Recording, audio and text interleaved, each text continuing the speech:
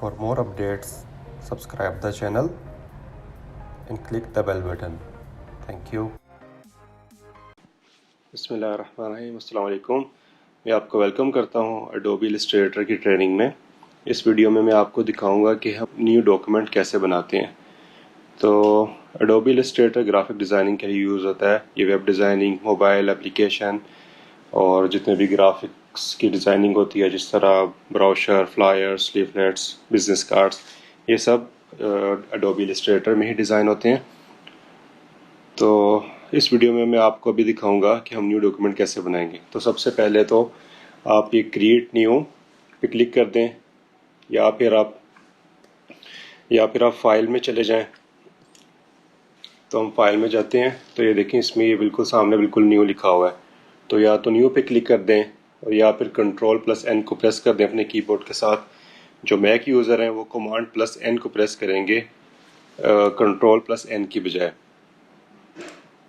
تو اس پر کلک کرتے ہیں نیو پر. تو یہ بالکل سامنے دیکھیں یہ ایک ونڈو اوپن ہوئی ہے جس میں لکھا موبائل. تو اس کے اندر دیکھیں موبائل کی ڈفرینٹ ڈائمینشن آ رہی ہے. اگر آپ موبائل کے لیے کچھ ڈیزائن کرنا چاہتے ہیں، موبائل اپلیکیشن ڈیزائن کرنا چاہتے ہیں، تو آپ ان میں سے جو بھی سائز ہے وہ آپ سلیکٹ کر سکتے ہیں. ٹھیک ہے.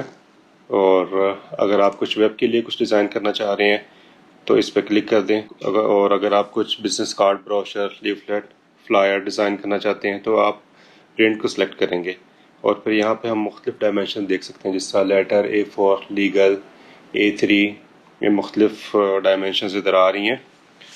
تو یہاں پہ آپ فائل کا نام لکھ سکتے ہیں، جس طرح لیٹس سپوز میں نے یہاں پہ بزنس کارڈز لکھ دیا. ٹھیک ہے. اور اس کے بعد پوائنٹ آلریڈی سلیکٹڈ ہے، تو اس میں ہم پوائنٹس، پکاس، انچز، ملی میٹر، سینٹی میٹرز، پکسلز، ان سب کا استعمال کر سکتے ہیں. تو اس وقت پوائنٹ آلریڈی سلیکٹڈ ہے تو میں اس کو چینج نہیں کرتا. ٹھیک ہے. اس کے بعد آپ یہ چیز ذہن میں رکھیں کہ اگر ہم کچھ ویب کے لیے اگر کچھ ڈیزائن کر رہے ہیں یا فلم اینڈ ویڈیو کے لیے یا ویب کے لیے یا موبائل کے لیے، تو ہم اس میں ہمیشہ پکسل یوز کریں گے. لیکن اگر آپ کچھ گرافک ڈیزائننگ یوز کریں تو ہم اس میں کچھ بھی سلیکٹ کر سکتے ہیں، جس طرح ملی میٹر، سینٹی میٹرز، انچز، کچھ بھی استعمال کر سکتے ہیں.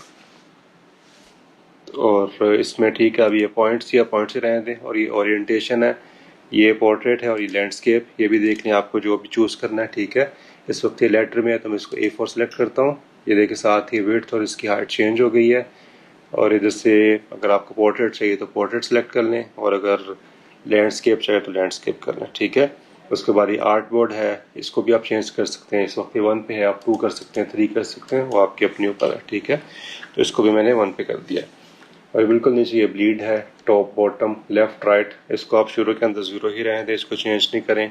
اس کے بعد ہم ایڈوانس آپشن میں جاتے ہیں تو اس میں یہ دیکھیں یہ کلر موڈ ہے. ٹھیک ہے. کلر موڈ کے اندر یہ پہلے یہ آ رہا ہے CMYK کلر اور دوسرا RGB کلر. تو RGB کا مطلب ہے ریڈ، گرین، بلو کلر، اور CMYK کا مطلب ہے سیان، میجنٹا، یلو اور کی.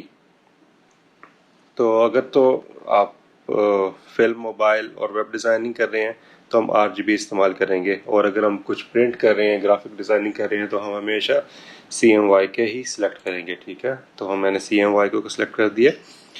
اور اس کے بعد پھر کریٹ پہ کلک کر دیں. جب آپ کریٹ پہ کلک کریں گے تو یہ سامنے ڈاکومنٹ اوپن ہوگا A4 سائز کا جو ہم نے اختیار کیا تھا. اس کی اورینٹیشن دیکھیں، پورٹریٹ ہے جو میں نے اس میں سلیکٹ کی تھی. تو یہ سب سے آسان طریقہ اس کا یہی تھا نیو ڈاکومنٹ کریٹ کرنے کا.